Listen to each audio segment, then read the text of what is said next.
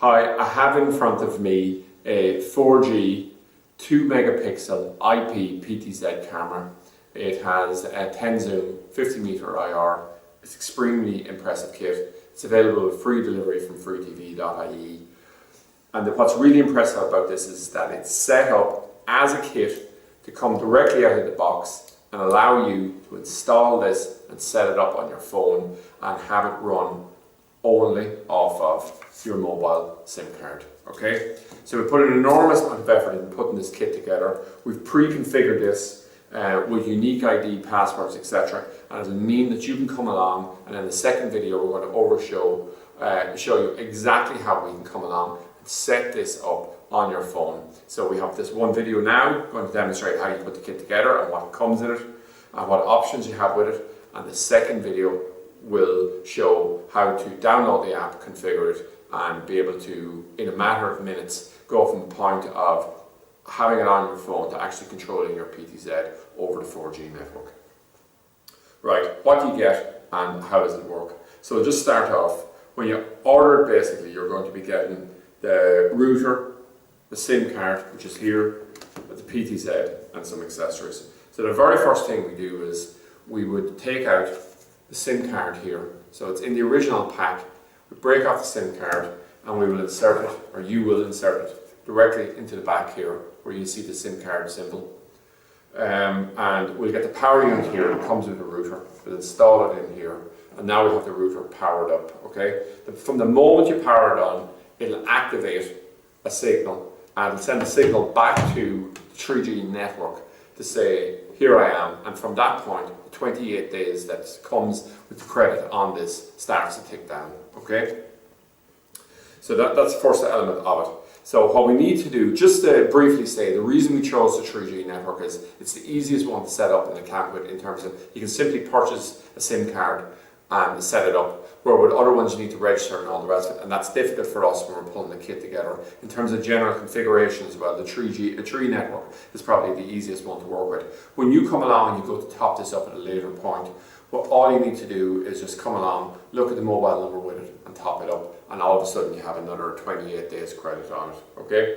So now we have our router set up and we have our broadband service being provided via the SIM card. We want to send a signal from here over to the PTZ. So how are we going to do that? Well, the first thing we're going to do is we could run the LAN cable directly from here over to the PTZ and power the PTZ locally, as in have a power unit that comes with the PTZ right next to it. But a more efficient way to do it, we believe, is to actually come along and have the power unit that's running the PTZ, have that power unit right next to where the router is, simply because you're definitely going to have a power point there, okay? And if you're putting the power unit out next to the camera, you know, you'll need a power point out there. So what we're going to take advantage of the fact is that we have PoE injectors. So once again, I'm going to turn over the router here and see what I can do. And what we have is a LAN connection here, and I'm going to use this PoE injector. So basically, on this, there's two inputs. There's the data input here. There's also a power input here, and the power input I'm going to use is the power input that comes with this PTZ, which in this case is, just read it back, 24 volts and 1.5 amps.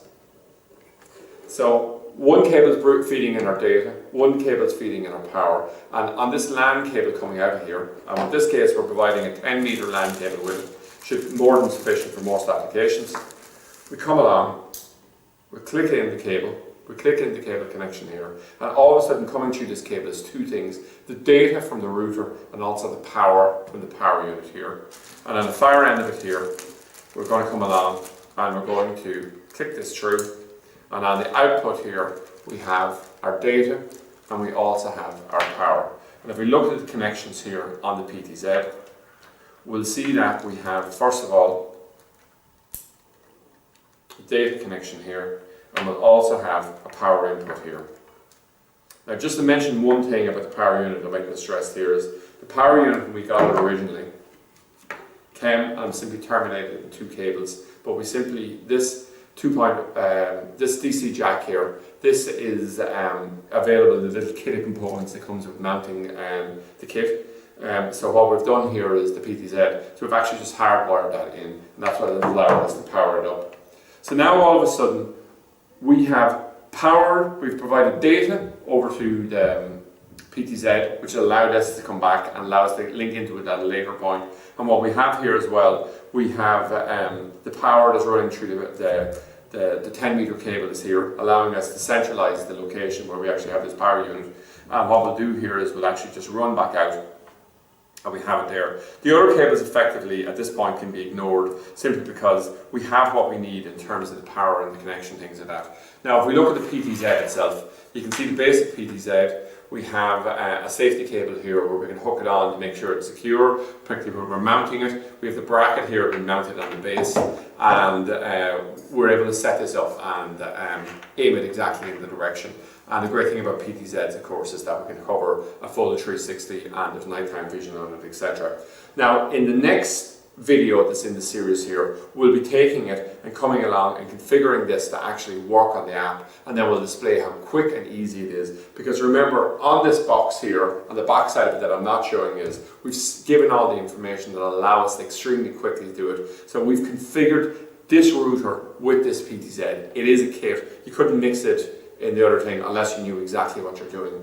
And it's just to take all the hardship out of it here, and it's particularly applicable for farmers, obviously, for people who are trying to monitor something. There's no broadband in the area, and if somebody will say needed monitoring and they were mobile in terms of they wanted to have something that's going to work in one location for a week, or working somewhere, and move the security system to a new location the following week, this is an absolutely perfect system to do it, simply because it's built for mobility. And the price then of running it on a monthly basis is probably about 20 euros or so in terms of the data that you need to do it. And for periods when you're not using it, you can just do it. As long as you don't let it go more than 3 or 6 months, you'll be able to top that credit back up and it'll work again automatically for you once it's topped up with credit. That's another great advantage of going with the 3G net or 3 network. So that's it anyway, an overview of the 4G. Oh, one final point I'm going to say, we do have one additional option with this that I quickly want to show you.